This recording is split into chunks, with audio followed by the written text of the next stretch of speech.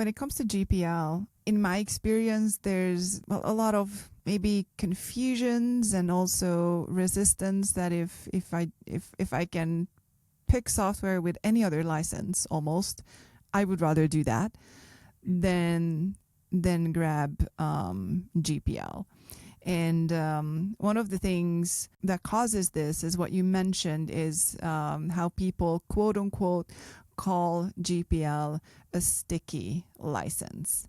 Can you go into a bit more detail about what they mean by that?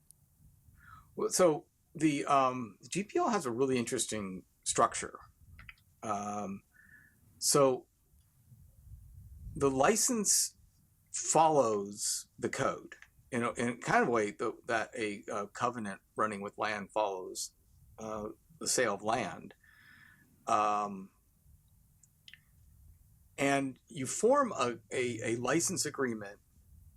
Every user downstream or every recipient of the code downstream forms a new license agreement with the copyright holders. So you don't actually have a contractual relationship with whoever you got it from, at least not with respect to the software. But you do have one directly with the copyright holders.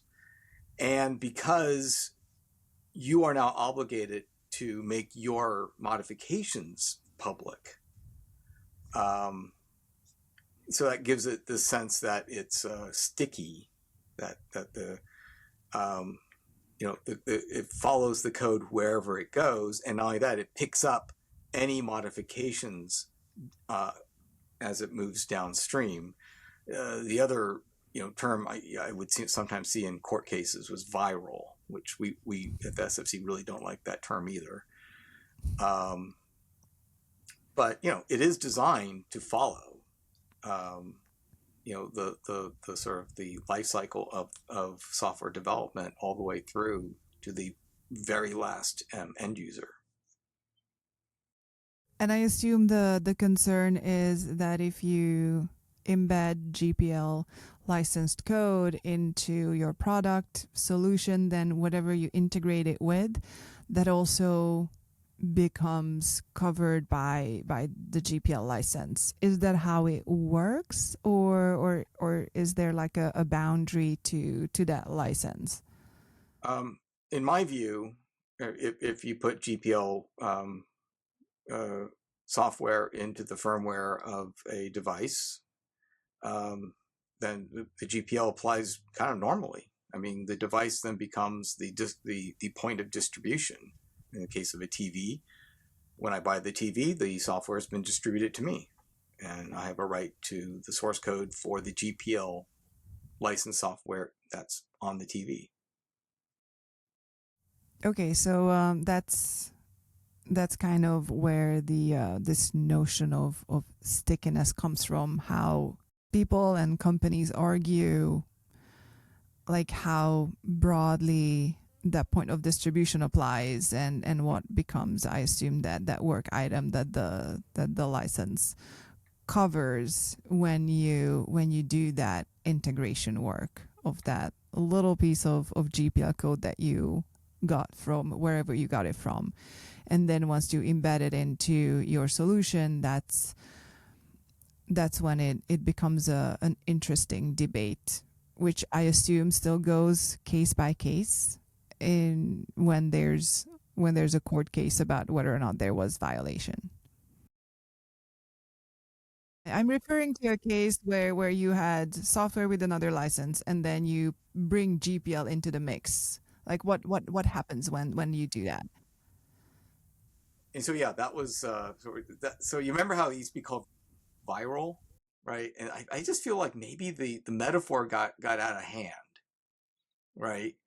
And people thought, well, now it's infected, right? You got a little virus, and now your whole code base is infected, and I just feel like we maybe kind of took that metaphor a little too far, and it hasn't been litigated as far as I know, but how much code can you inject before it all becomes GPL? I don't.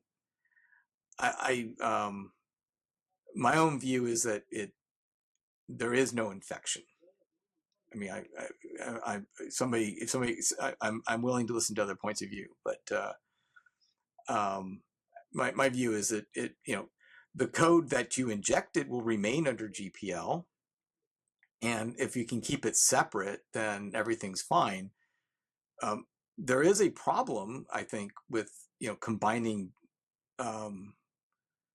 GPL code or any just code that were under two different types of licenses.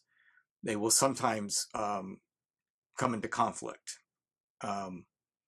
which has been, I think, for me, the hardest learning curve. To sort of, it's almost like you have to be a pharmacist and with a list of counterindications.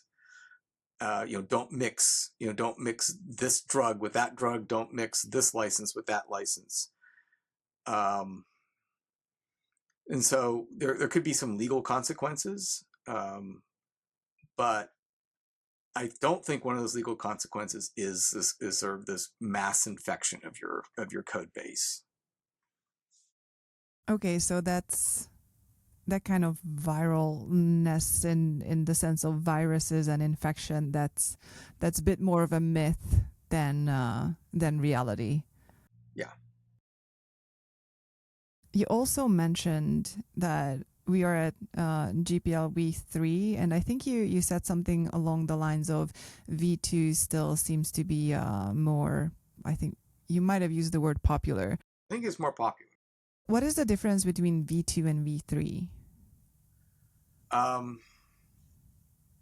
The patent provisions is a big difference because software patents became more of a thing after v2 was written. Oh, I see. Okay. I thought that software patents go back by far too, so it didn't occur to me. They were rare. They were considered algorithms. They were considered mathematical constructions and therefore products of nature. And that changed in 1998 decision. And in case State Street really opened the floodgates to software patents. And then they've become less. Then after we have a few other decisions later, Bilski and Alice, that have made them harder to get. But there was, so post State Street, post 98, you see just a big uptick in software patents. So they weren't impossible, but they were hard and they became easy.